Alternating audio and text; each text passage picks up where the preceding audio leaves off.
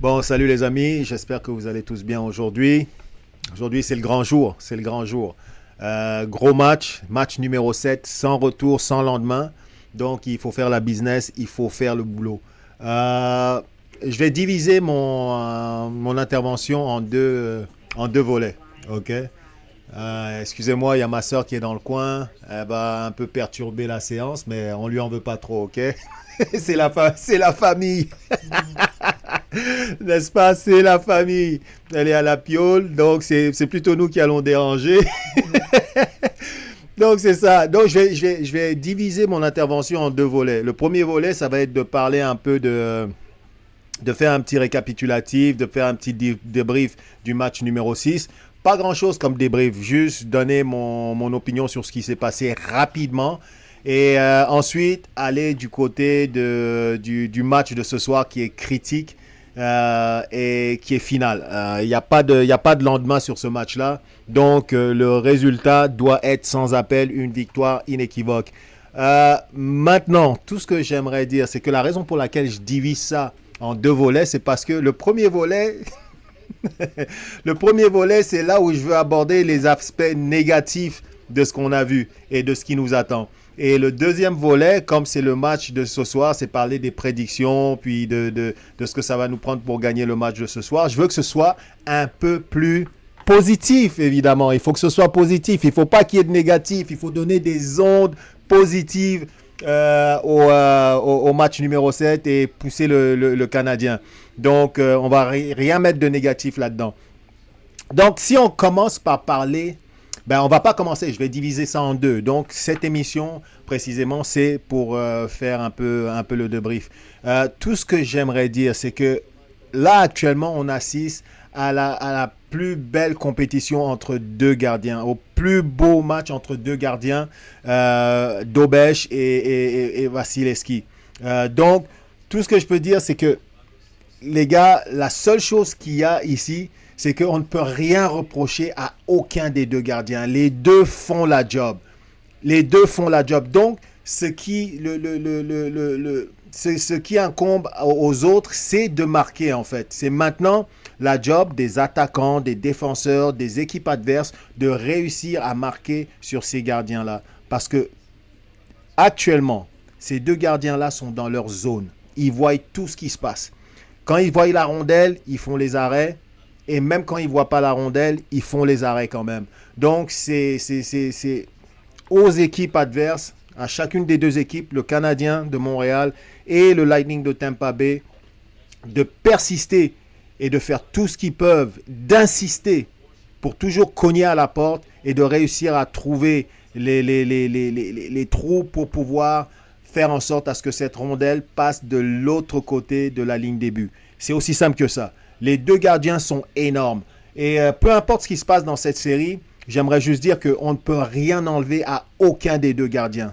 On ne peut absolument rien enlever, à moins qu'il y en ait un qui est totalement démoli, puis qui s'effondre totalement dans le match numéro 7. Et encore là, c'est pas assez pour dire qu'ils n'ont rien apporté à leur équipe. Chaque gardien, à chaque match, a toujours donné l'occasion à son équipe de gagner. Mais à force d'insister, on peut les pousser à l'erreur. Mais l'insistance vient de la persistance des équipes adverses, des attaquants, des défenseurs qui n'arrêtent pas et qui continuent de manière acharnée à attaquer le but adverse. Donc, ça va dépendre de quelle équipe est la plus acharnée et qui insiste le plus pour pouvoir marquer.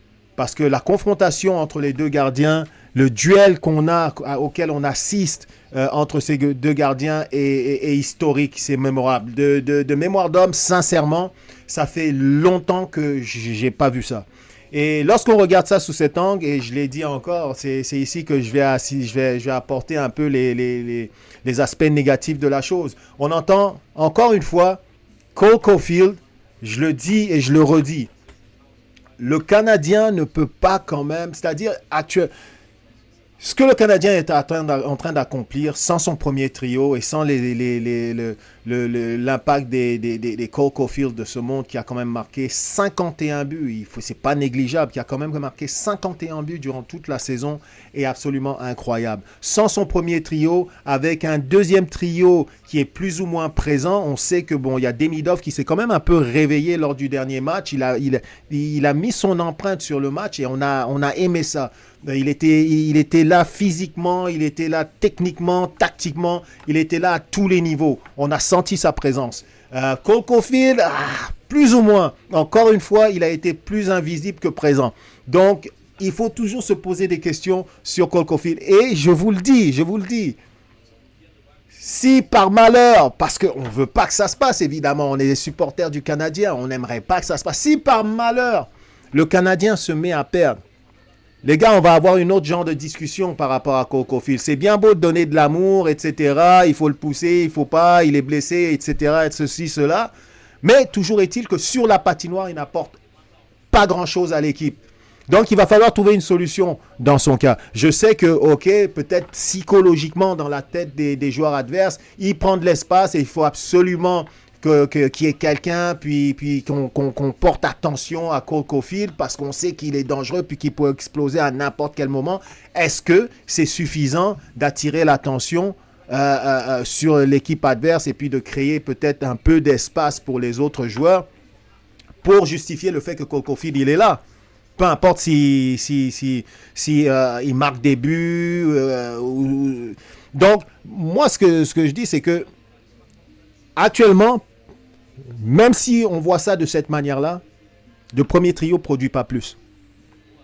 Il va falloir trouver une solution. Parce que je vous le redis, à la fin des courses, si le Canadien perd, on va avoir un autre genre de discussion par rapport à Cole Caulfield. C'est clair et net.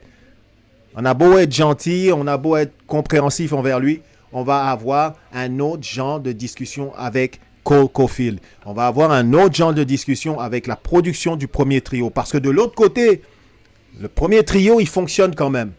Il a sa production, il impacte les matchs. Il fonctionne de l'autre côté. Il n'y a aucune raison pour que le premier trio du Canadien, dont on a vanté les mérites, on a dit que ouais, c'était un des meilleurs trios, premier trio de la Ligue nationale, etc. Il n'y a aucune raison pour qu'il soit menotté par peu importe quelle défense. Un match, on comprend. 2 matchs, on comprend. 3 matchs, on... Mais arrivé au match numéro 6, on devrait avoir beaucoup plus de production que ça de notre premier trio. Je le redis. Donc, c'est ça mon analyse un peu, mon petit débrief du match numéro 6. Et en fait, de la série, parce que c'est une série, encore une fois, qui se joue sur un coin toss. Tu lances la pièce en l'air, puis elle tourne, puis peu importe où ça tombe, bang. Right? Maintenant, ça va dépendre de quelle équipe est plus acharnée, etc. Et à attaquer le but adverse qui va gagner.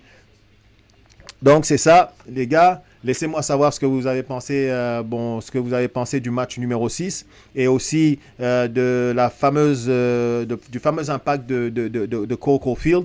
Et quand on parle de Cole Caulfield aussi, on peut aussi parler de Slafkovsky là, il a commencé cette série, le premier match sur des chapeaux de roue et on se disait que ouais, après avoir vu sa production durant les Jeux Olympiques, la manière dont il s'est comporté, il est revenu à Montréal. Ça a été un peu compliqué dans les 2-3 premiers matchs. Ensuite, il s'est remis à produire, etc. Faire sentir sa présence sur la patinoire. Et durant les séries, le premier match, c'était vachement encourageant. Ça, je peux pas le nier. Mais depuis le premier match, son knockout, premièrement, durant son combat, on ne pensait pas que ça allait avoir autant d'impact sur lui. Mais ensuite de ça, sa mise en échec, ça a été des séries compliquées par la suite pour Slafkovsky. Donc, regardez, c'est pas tout rose, c'est pas tout bon. Mais on y croit quand même. Et jusqu'à présent, malgré la présence du trio numéro 3 en passant, solide, hein, Texier. Texier qui a forcé l'erreur quand je dis qu'il faut tirer parce que chaque chance de ne pas tirer, etc., équivaut à une chance de ne pas marquer. Et comme les gardiens sont totalement lucides et dans le jeu et dans leur zone, Il faut les forcer à l'erreur. Donc, on va voir les Texier, tout ça qui sont là sur le trio de numéro 3, qui est en train de tenir cette équipe dans la série, dans la game. Pour le 7e match, il ne faut pas que ce soit comme ça. Ok, il faut absolument pas que ce soit comme ça. Et il faut arrêter de commencer à dire que ce sont des joueurs de soutien, ce sont des joueurs de ceci. Essayer encore une fois, comme l'erreur qu'on a fait avec un Dobèche, on commence encore à les dénigrer, à les minimiser. C'est pas la bonne chose à faire. Actuellement, ils portent l'équipe sur leurs épaules et il faut en remercier. On leur doit une fière chandelle pour la joie que les supporters du Canadien et tout Montréal est en train d'éprouver actuellement. C'est grâce à ce trio 1, numéro 3. Non, on va dire c'est grâce à Dobèche qui a été négligé et à qui on a manqué de respect. Et c'est grâce à ce trio numéro 3 qui a aussi été négligé et dont on a manqué de respect à certains joueurs en les appelant des joueurs de soutien, des joueurs de ci, des joueurs de ça, comme si ils n'avaient pas de talent et que normalement ils ne devraient pas être là à faire cette production. Oui, ils devraient nous donner cette production, mais encore plus, les trios 2 et 3, c'est eux qui devraient charrier l'équipe.